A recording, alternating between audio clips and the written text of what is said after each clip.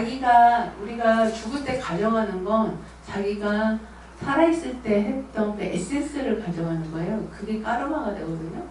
그러면은 안 태어나고 싶다. 까르마가 없으면 안 태어나요. 까르마가 어떻게 없을 수가 있나. 그냥 다 깨달아버리면 없을 수 있어요. 그냥 한마디로 부처가 돼야 되는 거죠. 예. 근데 이제 우리는 아직 그 수준은 아니잖아요. 그러니까 우리는 계속 내가 살면서 했던 과보를 업데이트 할 수밖에 없는 거죠. 예. 그 업데이트하는 방법을 가죽세에서 어떻게 하냐? 제외하지 말라. 있는 그대로 존중하라. 이거죠. 뭐 알고 보면 그게 영적 양심인 거. 근데 지금 제외하잖아요.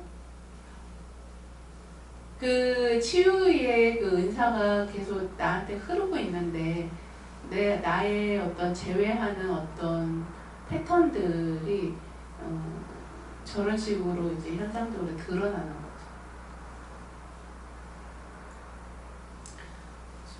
이 말이 어려울 수도 있어요. 한참 걸릴 수도 있어요. 소화하는데. 자, 여기까지 질문 있으신가요? 이게 이렇게 분리하면서 제외시키는 그러니까 그게 이제 선생님의 상인 거죠. 제외는 이제 가죽세계 책 보신 분들 트라우마 때문에 취하는 법에 아주 잘 나와 있거든요. 제외는 왜 제외하는가?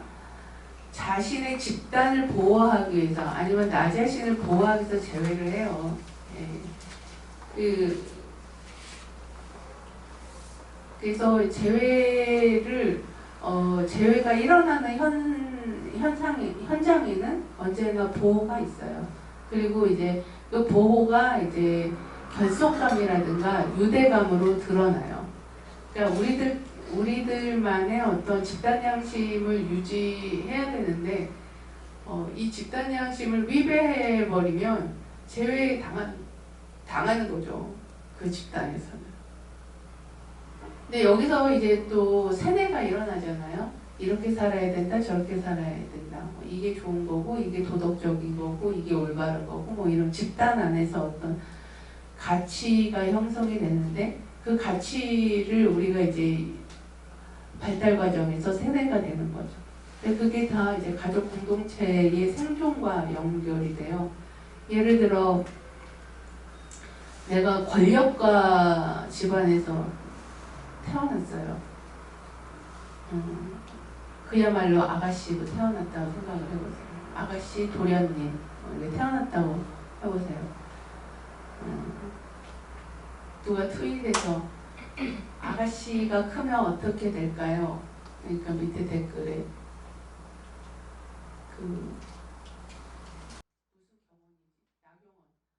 나경원처럼 돼요.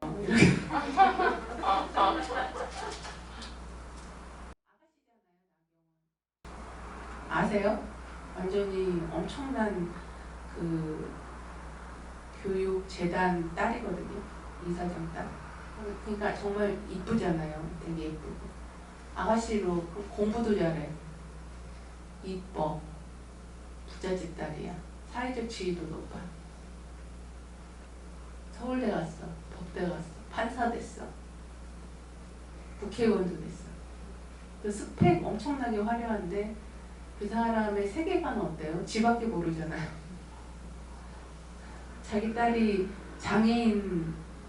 장애인으로 태어났는데 장애인 복지에 관심을 가질 만도 한데 다른 장애인들은 관심이 없잖아요. 지 딸만 관심이 있잖아요. 그게 이제 그들이 갖는 양심이거든요. 그들의 도덕이에요. 거기에서 올바른 거는 나한테 이득이 되는 건 올바른 거고 나한테 이득이 안 되는 건 올바르지 않은 거예요. 그게 집단 양심이거든요. 근데 이제 만약에 이제 그런 집만 있는 거 아니잖아요. 그런 공동체만 있는 건 아니잖아요. 네. 다른 어떤 집단에서는 똑같은 아가씨야. 그런 직원이야. 근데 독립운동하러 나가. 예를 들어. 총을 다루고 할래도 이제 머리가 있어야 되고 글자를 알아야 되니까 독립운동하러 가는 아가씨들도 있잖아요.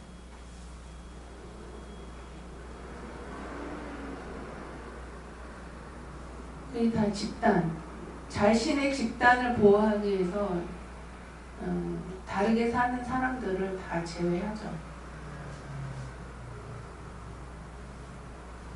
다 이제 집단을 보호하기 위해서 그렇게 하는 거예요. 그래서 집단 양심을 좀 잘 이해를 하셔야 돼요. 어떤 양심으로 그 사람을 제외하고 있는 거죠. 그리고 그 사람이 나한테 해코지, 예를 들어 인간관계에서 나한테 해코지를 했다. 그러면은 거기에 적절하게 내가 대응을 하면 되는 거지. 대응을 하면 되는 거죠. 내 마음에서 그를 제외시키고 뭐 하는 거는 다른 얘기거든요.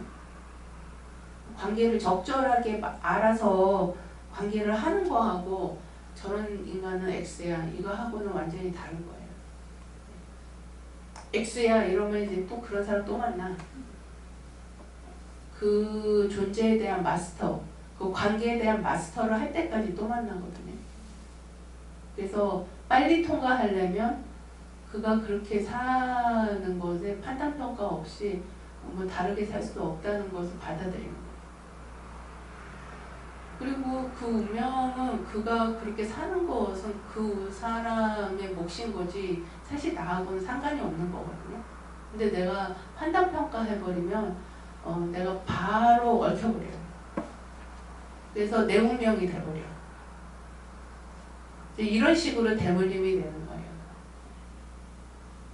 그래서 이런 메커니즘을 알면 내가 좀 거리게 하거나 내가 비난하거나 뭐 이런 거가 이제 다르게 와닿을 수가 있죠.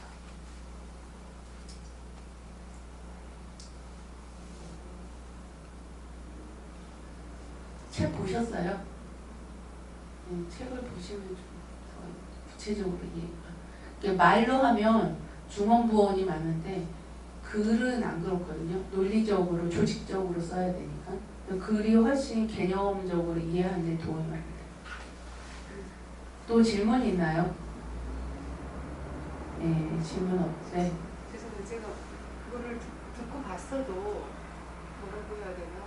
그걸 그렇게 놔두면 저 사람이 알면 도움이 될 텐데 놔두거나 방치하는 거는 내가 잘못하는 것 같은 느낌이 자꾸 올라오거든요. 놔두거나 그분이 요청했어요? 모르니까 요즘은 모두 안 한다고 생각하는 게 있는 것 같아요. 모르니까 알려줘서. 근데 알려주면 그분이 받아들여요? 그런 경우도 있는 것 같고 아닌 것 같고. 그런 거 잘, 가능은 잘해요. 또 이제 그 가늠을 잘 못하면 인간관계가 깨지는 수가 있어요. 맞아요. 그래서 그걸 가늠을 잘 하셔서 관계를 해야 돼요. 또 질문 있으세요?